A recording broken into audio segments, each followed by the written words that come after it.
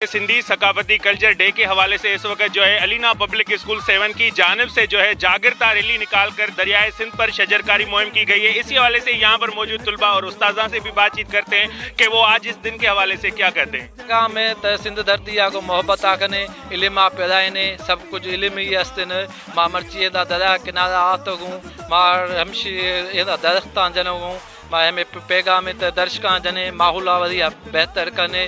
Culture लिहाज day मल्हाइण मक़सद ये हमेशा त कंहिं न कंहिं शइ वरी सिंधी को माल ॿुधाइनूं त मां छे खनगे मां शुक्रगुज़ार हूँ अहमद इकबाल बलोच साहब है वरी चैनल वर नुमाइंदा माजिद कुरैशी साहब उमान थी मैं शुक्रगुज़ार मरोची चैनल वाला हमें सरनाज अस्त और मरोची सकाफती रोचे हमें इदे रोच अस्त हर मर्दमुती सकाफत सरनाज का मंदी उती सकाफत सरनाज कनी सकाफती रोच मना ईदा अंगुर मना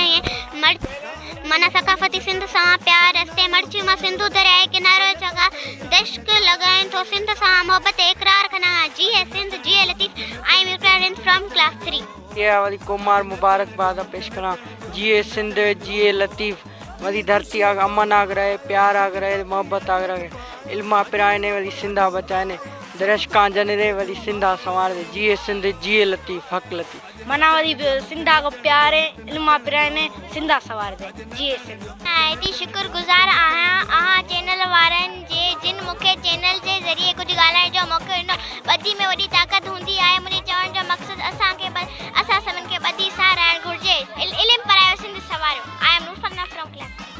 जैसा कि यहाँ पर मौजूद तुलबा और उस्ताजा की आपने बातें सुनी, उनका कहना है कि हम सकाफती दिन जो है अपना कौमी लिबास पहनकर खास तौर पर टोपी अजरक पहनकर हर साल जोश और जज्बे के साथ मनाते हैं। Cameraman team camera Majid Ali Qureshi, वश न्यूज़ 7 शरीफ।